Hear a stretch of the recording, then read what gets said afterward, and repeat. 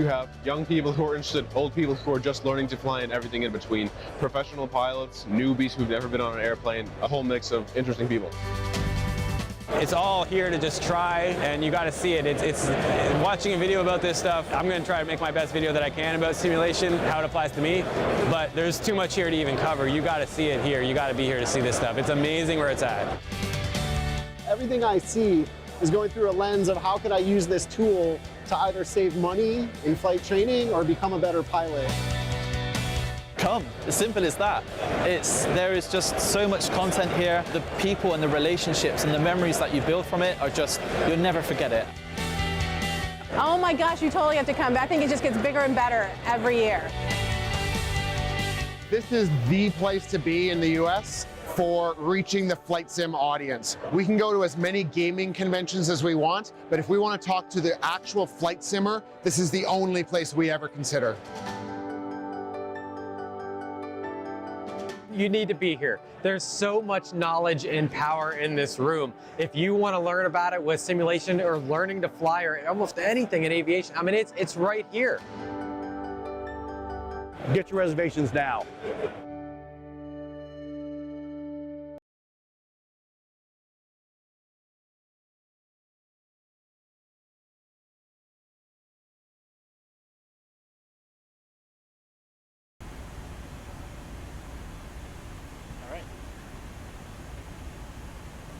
Okay, now so I have our guest here, but I think it would be best to let him introduce yourself. Good day. Well, hi everyone. Nice to be here. My name is Evan. I'm the co-founder of Flight Simulation Association and Flight Sim Expo. We're the folks who put on the show every year. Hi, nice to have you here.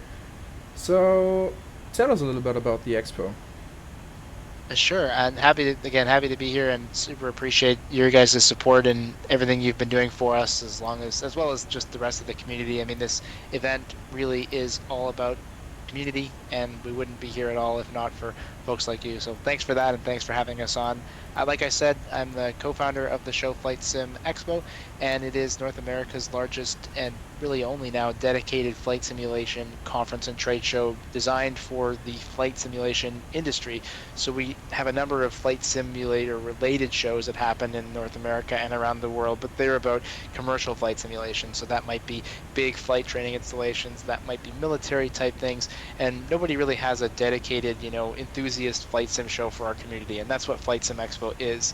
So across our 3-day event, which is coming up on June 23rd to 25th in Houston, you can attend seminars, hear the latest product announcements, interact with more than 70 different flight simulation developers, including Microsoft Flight Simulator, X-Plane, P3D will be there, a number of the biggest developers that make add-ons as well as hardware, and of course just meet the community, whether it's a live streamer, whether it's somebody that you know from a various community that you're part of. VATSIM, as we're here flying on the network, will most certainly be around as well.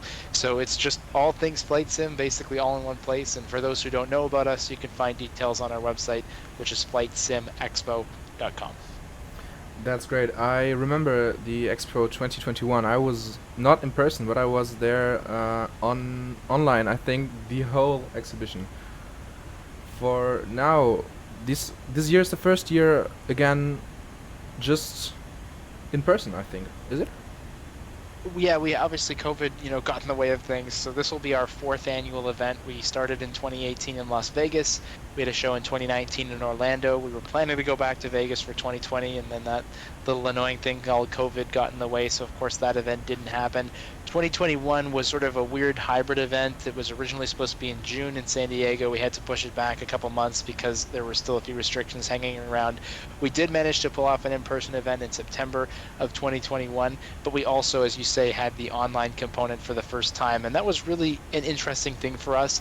We really, it's very difficult, honestly, to make an online event happen. And you think in 2023 or even 2021 that would have been easier, but there's a lot that goes into recording and live streaming. You've got to get lights, cameras, you've got to get good quality audio. We didn't want to just have someone with a camera sitting at the back of the room and you're struggling to hear them. We really wanted it to be a good production, and so we were able to do that in 2021. We're doing that again this year. So for people who can't make it to Houston, or maybe it's too far, you're busy, whatever it is, we do have that online-only registration. It's only $15. That helps to cover the cost of all those things I just said. and it gives you access pretty much to the entire show if you can't be there. Obviously, it's not the same experience as you would have known from having watched it back in 2021, but the kind of content that comes out of the show in terms of announcements, in terms of just educational stuff, stuff from the community that members have decided to share, those are kinds of things that you won't be able to see anywhere else. And I mean, where else in the world can you basically, watch someone on a stage talking about flight simulation, right? We have Twitch, we have YouTube, and those are phenomenal for the year-round experience, but to just be able to actually be in a room while someone from, say, Microsoft Flight Simulator is making an announcement about the sim, there's nowhere else you can do that in the world. Yeah, that's absolutely great. And unfortunately, I won't be able to attend in person. But now that I know that it's again possible to watch it live on stream, I will probably do it again. So we are flying to Ellington Airport today, which is also the location for the expo this year. How did you find the location? Yeah, and we're really excited to bring this show to an airport for the first time. Historically, we've always held the event at a hotel, which is nice because you don't have to do anything to get there. You just ride down the elevator, so that part is nice. But being on an airport has allowed us to do some really cool things, which I'm sure we'll get into. And when it comes to how we choose the location, in normal years, what we do is we go out and canvass a whole bunch of locations. Actually, we're doing this right now for both 2024 and 2025. We go see what's possible, and then we bring that to the community, and we just ask people to vote, and we say, where would you like to see this show held? And that's how we came up with our locations for Las Vegas, Orlando, and then coming back to Vegas again in 2020. However, in this COVID time that we were dealing with, we would have been scoping out our show that's coming up next month back in about the middle of 2021, maybe a bit sooner than that. And because of that, we didn't know what were the COVID restrictions going to be, what was travel going to look like. And if you remember back to even September when we had our show in San Diego, we literally couldn't have people come from Europe because there was a 2-week waiting period before you could enter the country. And so that's certainly made things very difficult to plan around. And a museum venue and an airport venue was perfect for that, because unlike some of the bigger event venues or a convention center where they kind of expect you to guarantee your event, the museum was much more willing to be flexible with us, and they were able to say, listen, we understand, COVID's going on, you guys don't know how many people will be able to come to the show in the future, so they were able to give us a much more flexible arrangement that a hotel probably wouldn't have been able to do. Plus, it's just so perfect. You've got airplanes there, you've got the Civil Air Patrol there, NASA is basically right next door, and because it's on an airport for the first time ever, we actually have some developers attending who are bringing the real version of the plane that they make for the sim. So Flight FX, for example, they make the Vision Jet for the simulator. They're actually flying a Vision Jet into the show. It's going to be part of their booth. So you'll be able to speak with their pilot. You'll be able to have their pilot, do a walk around on the real plane and then show you those same things in the simulator and give you a little tutorial on how to fly it.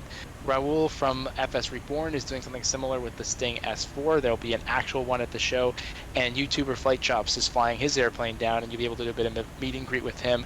And same kind of story, you'll be able to basically hear him and see him fly the simulated version of the airplane that he flies in real life. And these are all things that we've just never been able to do before being at hotel venues.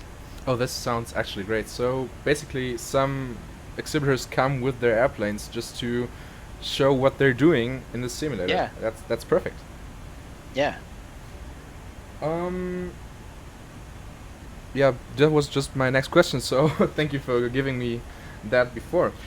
I heard now you're planning to do the FS Expo again in 2024 and 2025, so what was the reason for not making it in 2022? Basically, COVID is the short answer. This is designed to be an annual show that we would do typically every year on that third weekend of June, and we were doing that relatively consistently up until when COVID basically put a wrench in any kind of in-person events that anyone was planning. And when we were looking at doing a show in the calendar year 2022, it just didn't quite work. We had to move our show from June 2021 to September. That was the end of September, so you're kind of thinking, okay, well, do you do another event in like 8 months in June 2022, or do we just kind of roll things into really kind of planning a bigger and better show? And if you again think back to September 2021 in California, which is where the show was, we had rules that required vaccination for events more than 1,000 people. We had just opened up indoor dining, so that has just, it was just done a couple of weeks before our show happened. You still had to wear masks on airplanes and many countries around the world, although not US at the time. And so all of those things were just going into our planning, and we're thinking, if this is still kind of going on into 2022, we don't want to have another show where we can't have Europe involved. There's so many developers in particular who come from around the world, and that gives Flight Sim Expo this nice international kind of all of flight simulation feel. It really didn't feel the same being really limited just to basically Americans and Canadians, and so we really wanted to build a show that could be reflective of what it's supposed to be, and it just made sense to hold it in the upcoming June 2023 dates that we have now. Yeah, absolutely. And speaking of exhibitors from all around the world, do you might want to tell us a little bit about the exhibitors that are coming, who's coming, and what are you looking forward to? Yeah, and you can find a list of all of our exhibitors on our website, flightsimexpo.com.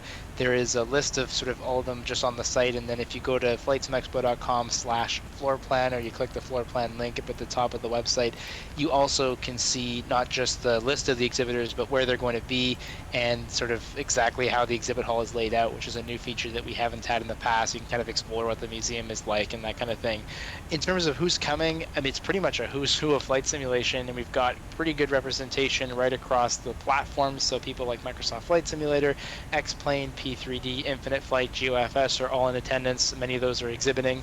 Then you've got the hardware makers, so Thrustmaster, Honeycomb, SimFab, which is probably someone you haven't heard of, but they're going to have a very interesting display and some neat stuff that goes beyond just, what you could maybe see if you were looking at someone who was a hardware retailer. Then you've got the Flight Sim stores, so people like SimMarket. And then as well, you've got some of the highest tier developers, so Navigraph, AnyBuilds, PMDG, Just Flight, which is part store, part developer, Q8 Pilot, who is a Twitch and YouTube live streamer, and then a real wide variety of everyone in between. We've also, this show is sort of a hybrid in the sense that you're looking at both the flight sim community, which is kind of what we're talking about when we're streaming here on VATSIM, but also the real world aviation community. So that would be people like Glam Aviation or Redbird Flight, people who do professional flight training, because slowly but surely the professionals are realizing that maybe instead of spending $10,000 on a fancy simulator that maybe has the certification but doesn't look all that good, you could get almost the exact same benefit out of something that's much simpler and much more straightforward and much less expensive, but it does all the same things. And so we're seeing a greater interest and appeal from what I call the real world aviation market coming to our show. This is flight schools that are learning about some of the stuff that we use here in the sim at home, and how do they leverage and implement that in their own training when they have students coming through.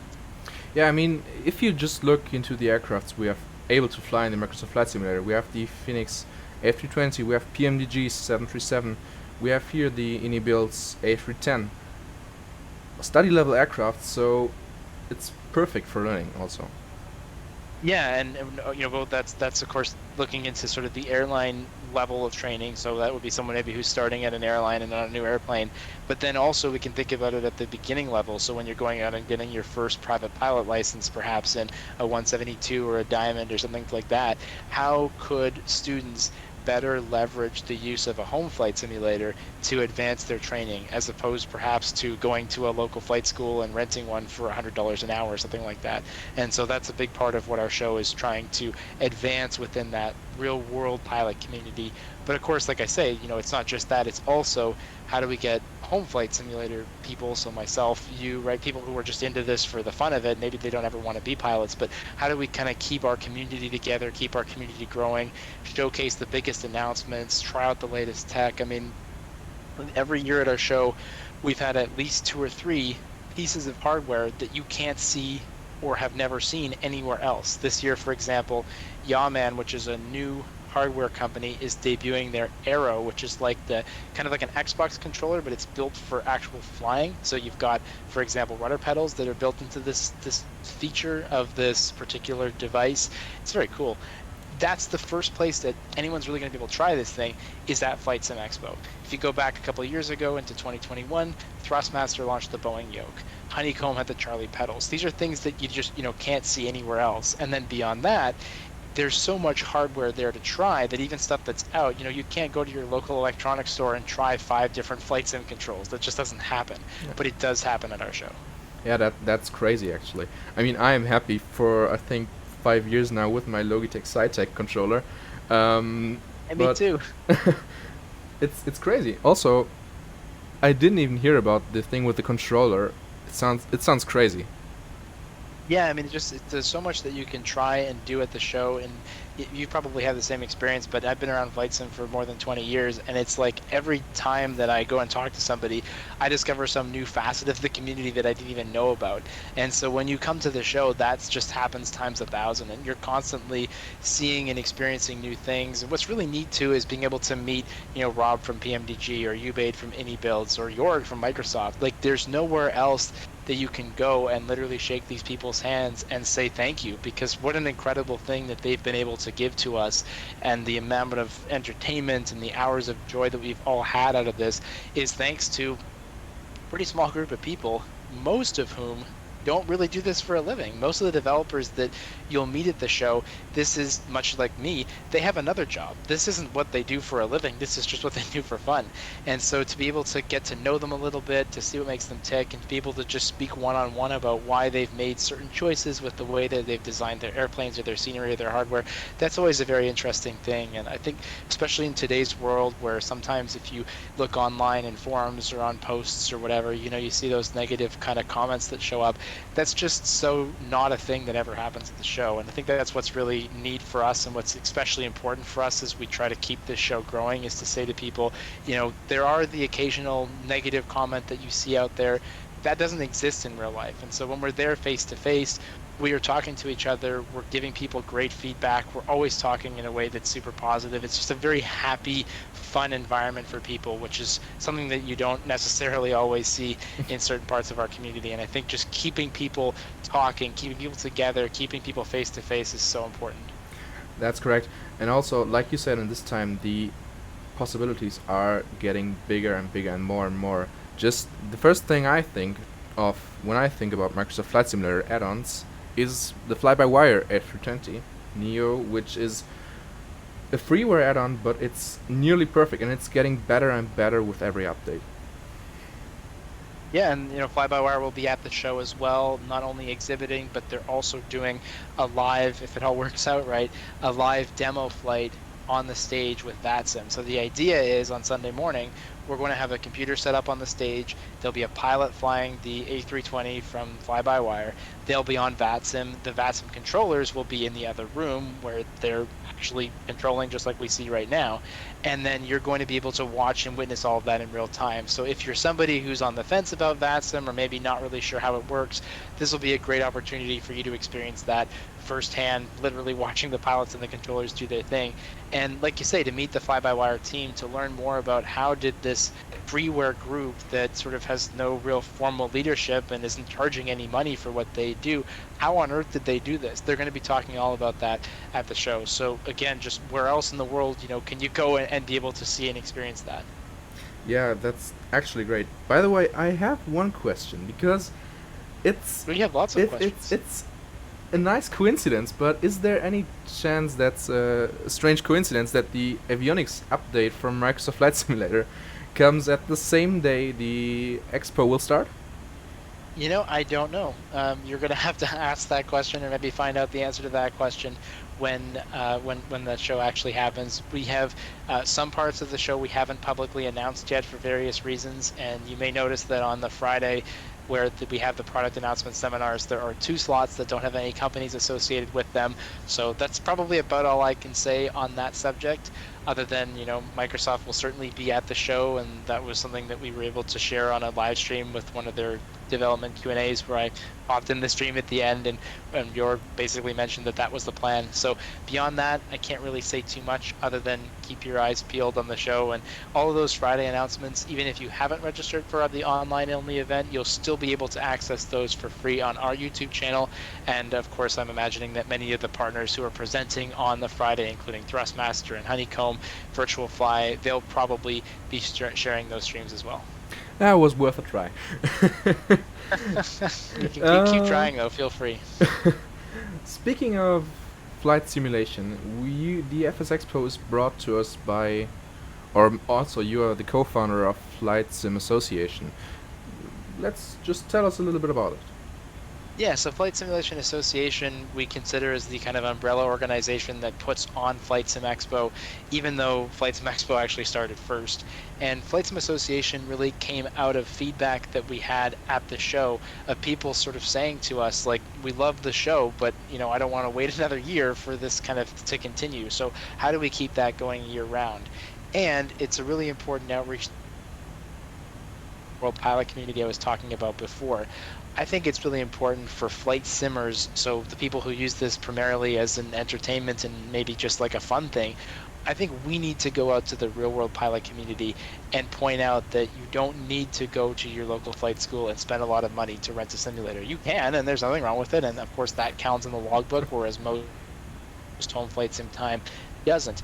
But I think it's important for us to be able to showcase that if you're someone who wants to go get a pilot license one day, there are many things a home flight simulator can do at no or very little cost that will help you get that license. And that's a big part of what Flight Sim Association is. So if you're someone who's in that boat of you're thinking about getting your license and you're not a flight simmer, Flight Simulation Association is one of many ways that we're trying to reach out to you and say, listen, it's very easy to get started. Here's some free guides and resources to help.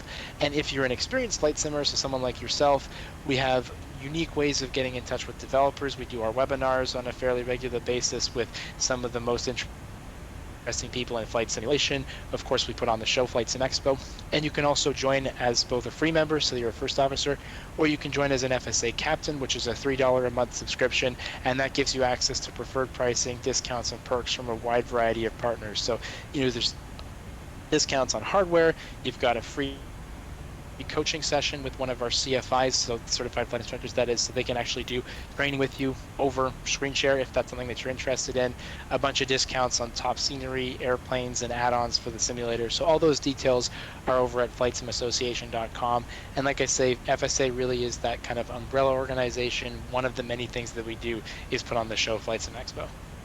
Yeah, it's great. I also made very many contacts via the FSA or FS Expo also, so I think it's the perfect place to connect to each other.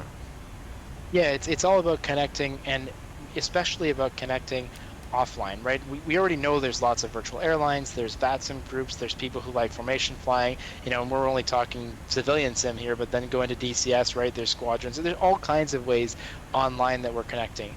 But I think as a flight sim community, we do a lot less in person, and we'd like to be part of changing that.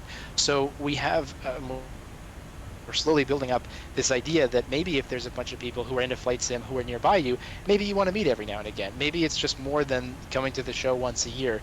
This is a much bigger concept in Europe, and you could probably speak to this if you look at some of the shows, both Flight Sim Show in Cosford and then Lelystad in the Netherlands. Most of the people who attend those shows, or at least many of them, are attending with a local group, and they go and hang out in flight sim on the weekends. We don't really see that here in North America. But one of the questions that we often get from people, I just talked to a gentleman named Frank the other day. He's an older guy, he's retired, he's struggling with the computer, and he's like, I just want to hang out with a group of people who can help me. I don't want to, be online. I need someone to come to my house and help with this. And so we were able to put him in touch with the local flight sim club in Ocala, Florida. They have a group that gets together, 10, 20 people, kind of once every couple of weeks. And we were able to sync him up with that group. So like literally, I think tomorrow, there's going to be someone who goes over to his house and can actually help. And like that's the kind of thing that we'd love to start to have in flight simulation for those people who want it. That's not for everybody, and we're not sharing your address or giving out your information, of course, without consent, but we're just saying if you're interested in making those kinds of connections, or if you want to have an in-person gathering more often than once a year at Flight Sim Expo, FSA is one of the ways where you might meet some of those people who might be nearby. Yeah, that's great. We actually now are growing. We changed our whole system from VMSys to TFDI design smart cars, so now we are just rebuilding our whole We are now rebuilding our whole virtual airline and everything, every system. So, but we have pilots all over Germany. Also, we have some pilots in the US. We have pilots from China. We have 2 pilots, I think. And we try to connect each other as good as we can. And I met 3 of our pilots last week, and we just hang out a little bit, talked about the simulators and what to do, and it's great.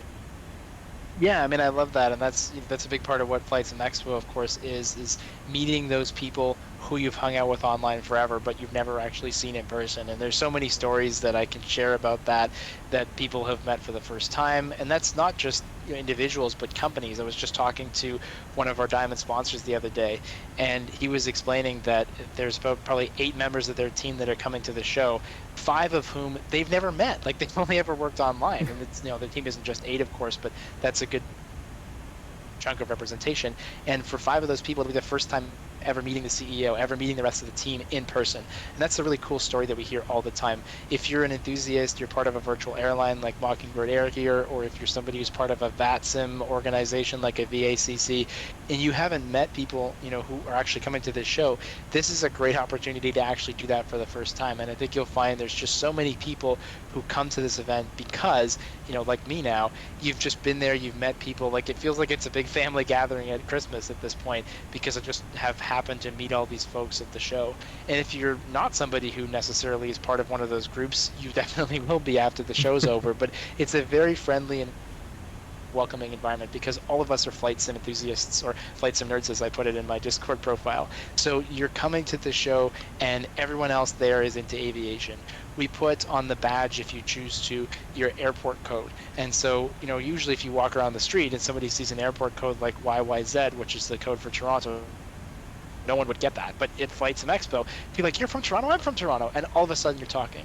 Or you can walk up to someone and go, what do you sim? Do you like to fly GA? Do you like to fly airliners? Are you Microsoft Flight Sim? Are you X-Plane? Are you DCS? And you just ask one of those questions, and bang, you're there having a conversation. So it's such a welcoming and friendly environment. It's so easy to meet people and make friends. And this year we've also added activities happening before, after, and during the show to even extend that so much further. Yeah, one thing I love about flight simulation is you have these very big community all around the world, and everyone's welcoming. I didn't meet anyone yet who wasn't welcoming or a nice person. So, but as you say, practically Mockingbird and FSA are partners for about 2 years now, I think, and it's the first time we are actually talking right now. Yeah, and one of these days we'll get you to come out to the show, and then we'll finally meet in person. I'm sure that will happen. Probably next year. I need to come to Germany again. I was there maybe almost a year and a half ago. I went to the Aero Friedrichshafen show last year around this time. A lot of fun, but met a bunch of the flights and people that were there. We all went to dinner, and same kind of thing. Like, I just was kind of going to this show because it was an aviation thing. I didn't really think about the flight sim part of it, and then I started to realize how many flight sim developers were there, and I'm like booked a spot at a restaurant, and I started with 4, and then it was 8, and then it was 12. We ended up having about 20 of us at this restaurant, all of us just from flight simulation who'd met through various things. And like, that's the kind of thing that happens once you start to think about that in-person connection. And again, I'm part of a VATSIM VACC. I love the fact that we get to hang out online all the time. I'm not saying that we should ever take that away, but add in, once a year or a couple times a year, you get together with the people that you've made friends with through various communities, and it's just such a cool experience, and something that, again, without, shows like this and the one in Cosford and the one in the Netherlands, it would be so hard to do. I don't know why Germany doesn't have one. That's a good question. I was wondering that too, so maybe we should start this.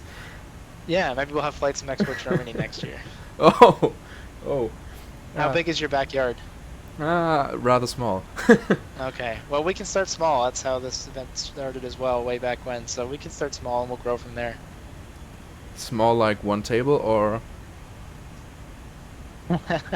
Well, let's see what happens. Yeah, actually, I'm at an airport expo next month in Germany, so maybe let's see who I meet there. There you go. They have some event space and they're willing to donate it to us. that's a good place to start. No, I mean, I am kidding because obviously, we've got 2 great shows in Europe. I hope anyway. Flight Sim Show comes back into Cosford, and we really, people ask me that question: do you thinking about Flight Sim Expo in Europe? Not really. Like, one is enough. I have a job already. I don't need another one. In fact, I have too many jobs as it is. So I am quite happy to run our show once a year. It will probably always be in the US, maybe Canada, because I am from Canada and people always ask me that question too: when is it going to be in Canada? We'll see about that part, but typically, one show in the US for Flight Sim Expo is good for us. And again, I realize it's a long journey, especially from Europe, but we have people this year coming from almost 30 different countries, as far away as China and Japan, and as close as, of course, in Houston. So if people are able to make the trip, I'm sure it is an experience you're going to love. And if you can't make the trip, there is that option to register online like you did last year, and we certainly appreciate that support. Of course, your case, you're an FSA captain, so you get it for free. Absolutely. So, how many visitors are you expecting for this year? It's always hard to tell. People ask me that question a lot too. And if you look at the sort of chart of registrations, it usually in the last month before the show will double from what it is until what we end up. And so that makes it very hard to plan anything in December, and then I would know. But I get it. I get how life works. So we're targeting 2,000 people this year. That is sort of our cap. We're already pretty close to selling out Friday. Friday has a cap of about 800 just because we can't have that many people in the room. So we have about, for Friday alone, probably somewhere around 600 people that are already confirmed for that. So that gives us about 200 tickets to play with, unless there's been a few that have sold since I last checked. And then for the weekend, we're targeting 2,000 across the 3 days. So hopefully that's where we get to. That is sort of the cap. So there is a potential for us to sell out as we did back in 2018 in Las Vegas. And if we're in that position, obviously that gives us that much more room to grow as we look to potential venues for next year, 2024, and then of course 2025. Sounds great. As I said, I hope I can come to one of the expos in the next years in person. Unfortunately, I won't make it this year, but there's always a next time. Absolutely. And it's great also because, as you mentioned, there are groups like Virtual Airlines, but also we as a VA try to connect to other VAs to make even bigger groups. We are talking to Lufthansa Virtual Airline, one of the Lufthansa Virtual Airlines, and other virtual airlines, just talking and maybe planning to do an alliance, just like in real world would be Star Alliance or other comparable companies. So we always try to expand everything because I think it's such a great company you can have here, so why not make it bigger? Yeah, absolutely. And in my role at VATSIM, I'm a community manager at Boston Virtual Air TCC. You'll hear me often on Boston Center. I was on just the other night actually, and I love virtual airlines. Like, it's really great, especially when we can work with the virtual airlines to coordinate events and to get staffing coverage. It's a lot of fun when you have a VA that's like, okay, we're going to do an event where we kind of converge on a particular airport, and so everyone departs from different places. They all are supposed to land kind of around 7 o'clock, just like you'd have at a real airport from a real hub airline, and that's how it works. And then you have all these pilots, and you have to sequence them in. I mean, that's just such a cool thing. And from the controlling perspective, we have our group of friends that hang out and we manage that. And then from the pilot's perspective, you have that group of friends that are on with you, that you're hearing your friend over the radio. These are things that we do in real life, but we kind of take for granted. And it's really neat when you can have that happen in the simulator too. So I'm really grateful for just all the communities that have come out and that support our show, and of course that are just part of what makes flight simulation so great. Yeah, I tried myself as a controller once, but very fast I saw that I am better in the cockpit. What do you prefer, controlling or flying? Well, I mean, I don't control in real life, so it's hard to actually make that true comparison, whereas I do fly real airplanes. So I guess that's hard to make the comparison, but I'm quite happy with what I do in both places. I think if I was to be an air traffic controller in real life, I don't think I would enjoy it as much as I enjoy VATSIM ATC, just because it don't really do VATSIM ATC for money or for life. It's just a fun thing, and I get to hang out with a group of friends. Similarly, if I'm going to compare real flying versus sim flying, it's not much of a comparison. The sim does a pretty darn good job, don't get me wrong, but when you're actually in an airplane, there's no better scenery than that. So Yeah. I'm quite happy with flying in real life and controlling online. But you know, it's just always a lot of fun to be able to do things. And I guess the nice thing about the flight sim world is that you can always do something different. So on the ATC side, you know, you typically, as a real world controller, you're going to work, you know, one position or one facility, and you might work that facility your whole career. Whereas in our world, we can move around, we can do different things, we can do different things on the same day, and that variety is kind of fun. Yeah, that's right, that's right. But also, we can say that if we see the development of older simulators to now, the graphics and the scenery is absolutely stunning. No I mean- kidding, yeah. And the people, just in the last 2 or 3 years, the amount of development that we've had, you know, new version of Microsoft Flight Sim, X-Plane 12 coming out, P3D just dropping an update, I think 2 days ago or 3 days ago, right? I mean, remember, I think back to the shows that we've had in the past, and like in the 2016, 2017 type time frame, people thought there weren't going to be any more flight simulators. Like we thought we'd be using FSX forever, right? And all of a sudden, look at where we are now. So I'm grateful that this hobby continues to thrive and to grow, and the notion that we have, you know, more than 10 million flight simulator pilots around the world is just crazy. In fact, that's probably a low end estimate. I mean, I remember my first simulator I was using was the Flight Simulator 2000, I think. And if we just look outside now and compare it to what it used to look, it's stunning. I know, and not just the visuals, but the, like you said, the technology, the kind of study level ability, the fact that airline pilots can and do use the same tools that you have on your own simulator when they're preparing for training, and that's not only happening in their own houses, but is even happening in professional airline training departments, very, very slowly, mind you, but it is happening. That is something that I didn't think Flight Sim would ever get to. So it's very cool to see how our kind of home flight sim industry is evolving to almost become, or to help supplement, the kind of commercial flight training space, where historically we've had really good physical quality devices, like the types of simulators that airline pilots use for training. Obviously, the physical device is exactly the same cockpit as you'd see in the plane, but the visuals and the functionality have been, and still are, lagging by comparison to what you can see in MSFS. So if we can someday merge those two things together, and that's something that we are thinking about and helping to support through FSA, that would make a tremendous improvement, in my view, of how airline pilot training works. And again, it could even be expanded to private pilots and make it even easier for people to get their certificates no matter where they are. That's correct, that's correct. I just made a little fuel check. We are perfectly here on our flight. We have now a little bit of... It's kind of windy as we see here. That's crazy. And we're about 1 hour away from our destination, so yeah. Nice. Well, maybe that would be a good time for me to let you do some planning for the approach and stuff like that. And I should probably get back to the world of planning events. I guess we are just over a month away, and it does feel like that. It's good to see all the emails and all the comments and people joining our Discord, which is our sort of app that we use to keep people connected these days. If you're coming to the show, you have access to see where all the other attendees are. You can coordinate your ride shares, that kind of thing. So I know you're part of the Discord as well. And I'll say again, thank you to you, the Mockingbird Air community, and just generally to the Flight Sim community. Like, we do this show for the community to get together, and so whether you're able to come to the event, or you're joining it online, or you're just talking about us, that level of support makes this all possible. So a big thanks to you for doing all of what you do to help make Flight Sim Expo a thing. Absolutely. Yeah, I would say we show our viewers the FS Expo video one more time, and then we get back to our approach. Thank you for joining us today, and hope we'll have a chance to talk soon. Likewise, thank you again for having us, and thanks for the awesome repaint, by the way. People ask me all the time where they can get that FS Expo repaint. That was great. It is available for download on our website, which is unfortunately not available at the moment because we are redoing it completely, but it will be available soon again. So basically, yes.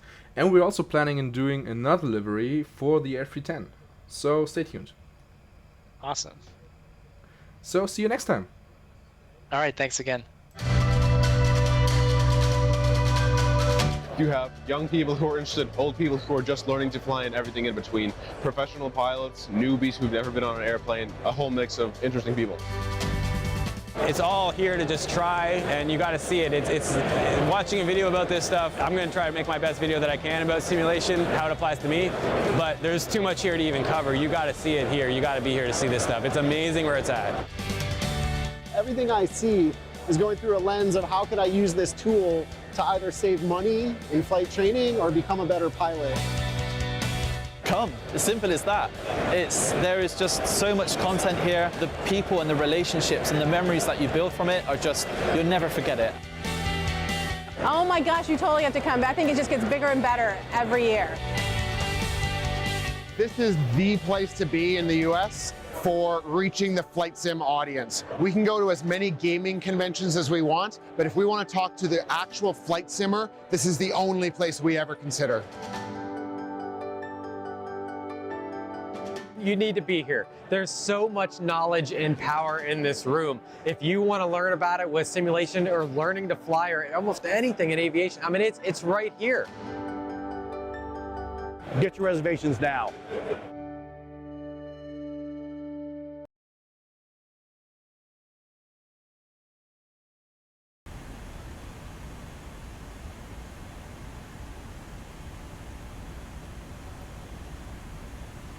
Okay, we're back here. So